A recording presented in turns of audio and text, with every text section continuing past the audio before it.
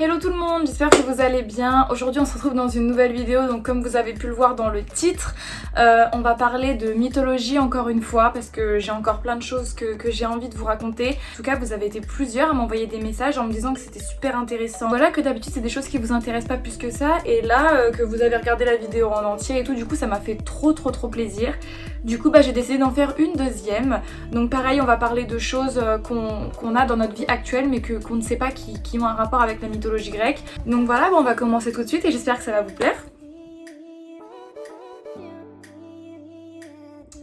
Alors le mythe de Cupidon, ça va être un mythe assez rapide. On va parler en fait d'une expression qui est assez connue.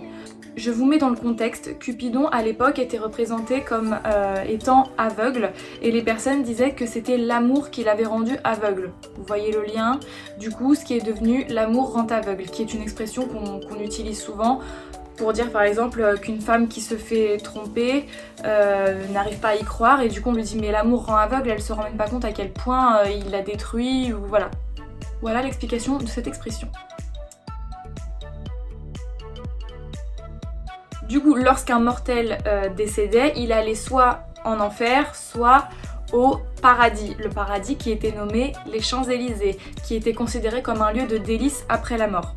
Mais d'après les récits, malgré que ce lieu soit vraiment incroyablement délicieux, magnifique, qu'il y faisait bon vivre, etc., donc c'était considéré vraiment comme le paradis, les récits disent que les hommes regrettaient tout de même leur vie, car c'était quand même un petit peu ennuyeux, et que leur vie leur manquait, le fait d'être vivant, ça leur manquait quand même. Donc voilà, les Champs-Élysées à l'époque, c'était considéré comme le paradis dans la mythologie grecque. Tout a commencé en fait lorsque Cronos, dieu des dieux, décida de se lancer dans un combat contre les dieux olympiens. Les dieux olympiens ne voulant pas défier leur père parce que c'était leur père, ils décidèrent tout simplement de s'enfuir. Donc ils décidèrent de quitter la Grèce, de partir en Égypte, et pour éviter que Cronos les retrouve, ils ont chacun décidé de se transformer en animal. Pour faire la liaison, Zeus, son animal totem, c'était l'aigle.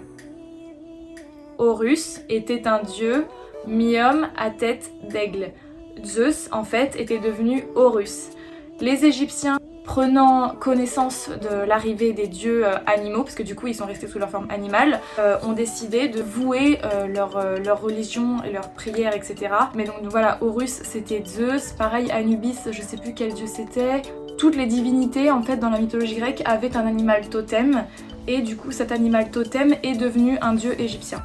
Voilà, donc en fait les dieux égyptiens descendent des dieux grecs.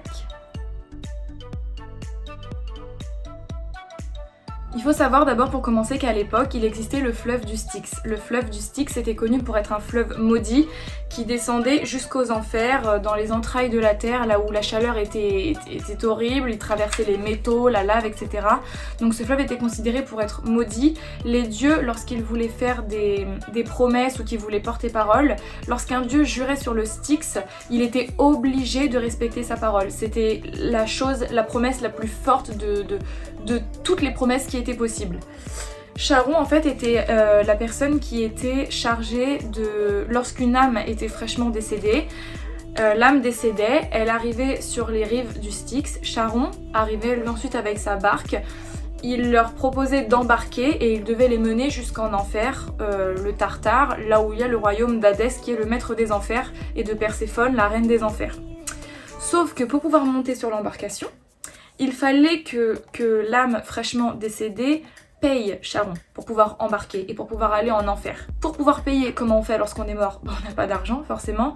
Lorsque le défunt mourait, il fallait que la famille du défunt place dans sa bouche une pièce de monnaie qui lui permettrait de pouvoir payer Charon pour pouvoir traverser le Styx. Si une âme n'avait pas de quoi payer, elle était condamnée à rester sur les rives du Styx et à attendre jusqu'à la fin de ses jours. Il faut savoir qu'Hermaphrodite était une divinité, fille ou fils de Aphrodite et de son père Hermès qui était le messager des dieux. De cette union, Hermaphrodite vint au monde bisexué. C'est-à-dire que c'était une divinité qui était un homme et une femme en même temps. Elle possédait les deux sexes. D'où actuellement le nom d'hermaphrodite pour les enfants qui viennent au monde, mi-homme, mi-femme, avec les deux appareils génitaux, le pénis et le vagin. Alors c'est un exemple, hein, c'est pas une hymne parfaite, c'est juste un exemple de ce que moi j'ai trouvé. Alors, je lis, hein, je la connais pas par cœur. Je te salue, roi de l'Olympe, fils de Cronos, toi qui tiens en tes mains la foudre, dieu du ciel, de la pluie et des orages, dieu de la justice, époux des rats au brodequin d'or. Dieu juste et puissant, accorde-moi votre demande, donc accorde-moi le pardon, accorde-moi peu importe de l'argent, ce que vous voulez. Bon, en général, Dieu c'était pas le meilleur pour demander de l'argent, parce que chaque Dieu vous pouvez l'invoquer pour une raison particulière. Par exemple, lorsque vous recevez des amis chez vous, que vous faites un repas, vous pouvez faire une hymne à Dionysos qui était le dieu du vin, pour faire en sorte que le repas se passe bien. Dieu juste et puissant, accorde-moi nanana si ma demande est bonne à tes yeux. Salut à toi, ô puissant Zeus. Après, moi, ce que j'ai lu en fonction des invocations que vous voulez faire ou des hymnes, ce qui est bien aussi, c'est de vous présenter. Je me présente, Océane, fille de nanana et de nanana, simple mortel. Voilà, vous vous présentez, vous faites votre hymne, vous faites votre demande et vous saluez toujours et vous remerciez toujours le dieu que vous venez d'invoquer. En tout cas, c'était comme ça qu'il faisait. Après, ce que j'ai vu aussi, c'était que lorsqu'une personne faisait une invocation ou une hymne, il fallait faire les ablutions. Donc, comme dans la religion musulmane, je sais pas si dans la religion chrétienne ils le font, je crois pas, je sais pas du tout. En tout cas, il fallait faire des ablutions, il fallait se nettoyer, il fallait retirer tout ce qui était signe d'importance ou de saleté à vos yeux. Il fallait également ne pas s'agenouiller, il fallait être le plus proche du ciel avec les mains tournées vers le ciel. Je sais que lorsque vous vouliez invoquer un dieu de la terre, ce qui était bien aussi c'était d'être le plus proche de la terre, quitte à mettre des coups sur la terre. Enfin voilà, en fait tout dépendait du dieu que vous invoquiez, mais en tout cas d'après ce que j'ai compris, ils avaient les mains tournées vers le ciel, voire limite les mains en l'air de temps en temps. Alors il faut savoir qu'à la base la grande ours c'était une femme qui s'appelait Callisto. Callisto en fait elle était la servante d'Artémis qui était la déesse de la chasse. Lorsqu'une femme devenait la servante d'Artémis, il fallait qu'elle fasse un vœu de chasteté qui était donc de rester vierge jusqu'à la fin de sa vie. Malheureusement Zeus, le dieu infidèle, en décida autrement et il essaya de trouver un stratagème pour essayer de séduire Callisto et avoir un rapport sexuel avec elle. Ce qu'il a fait c'est qu'il s'est transformé en Artémis, il décida de la séduire, il arriva à ses fins et il eut un rapport homosexuel du coup car il était transformé en femme avec Callisto. Callisto ne se rendant compte de rien, elle céda, donc elle eut ce rapport sexuel avec sa maîtresse qui était Artémis mais qui en réalité était Zeus qui était transformé en Artémis. Vu qu'il s'agissait d'un rapport sexuel, elle s'est dit aucune chance de tomber enceinte et en plus j'ai fait un vœu de chasteté mais vu que c'est ma maîtresse qui m'a demandé de faire ce vœu de chasteté et que c'est elle qui me séduit pour qu'on ait un rapport, il risque pas d'y avoir de représailles. Malheureusement, les semaines passèrent et Artémis vit son ventre grossir, devenir de plus en plus rond et ensuite elle comprit du coup que c'était Zeus qui s'était joué d'elle et qui s'était transformé en Artémis pour pouvoir avoir un rapport sexuel avec elle. Callisto, elle essaya de cacher son ventre le mieux qu'elle pouvait. Malheureusement, un jour, lorsqu'elle se baignait avec les autres servantes d'Artémis, Artémis se rendit compte que Callisto était enceinte. Du coup, pleine de furie, elle décida de châtier Callisto. Mais Zeus, ayant peur pour sa progéniture que Callisto portait à l'intérieur de son ventre, il transforma Callisto en ours et il lui dit cache-toi dans la forêt, tu accouches de mon enfant, tu te caches mais surtout tu restes en vie et pour que mon enfant puisse naître au monde quoi. Du coup Callisto elle se casse en fait très clairement, elle essaye de survivre pour elle et puis pour pouvoir mettre au monde son bébé. Malheureusement Artémis étant la déesse de la chasse, il lui fallut pas bien longtemps pour pouvoir la retrouver. D'une flèche elle la tua en plein cœur et du coup Zeus pour lui rendre hommage décida d'en faire une constellation, désormais la grande ours. Il faut savoir qu'à la base, Arachné était une jeune femme. Les mortels disaient qu'elle était la plus douée dans son domaine au niveau du tissage. Apparemment, c'est elle qui tissait les plus beaux drapés, que c'était d'une finesse inégalable, qu'elle faisait des choses magnifiques. Enfin, elle avait vraiment cette réputation d'être une femme magnifiquement douée dans le tissage des drapés. Athéna étant la déesse qui a créé le tissage, elle entendit cette rumeur, elle se dit bon je vais aller voir ça de mes propres yeux quoi.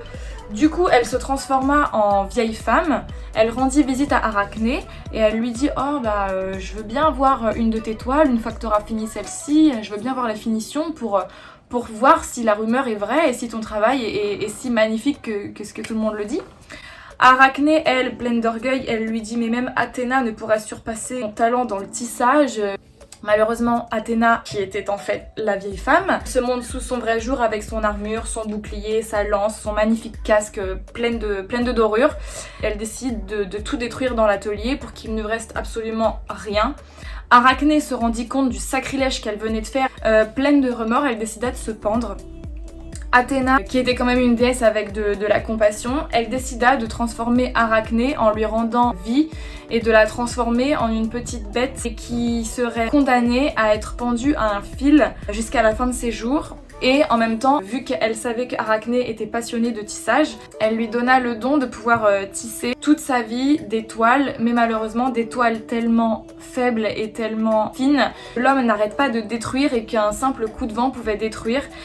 Et en fait du coup ça devient une araignée, d'où l'invention des araignées qui était à la base Arachné, une jeune femme qui tissait de magnifiques toiles.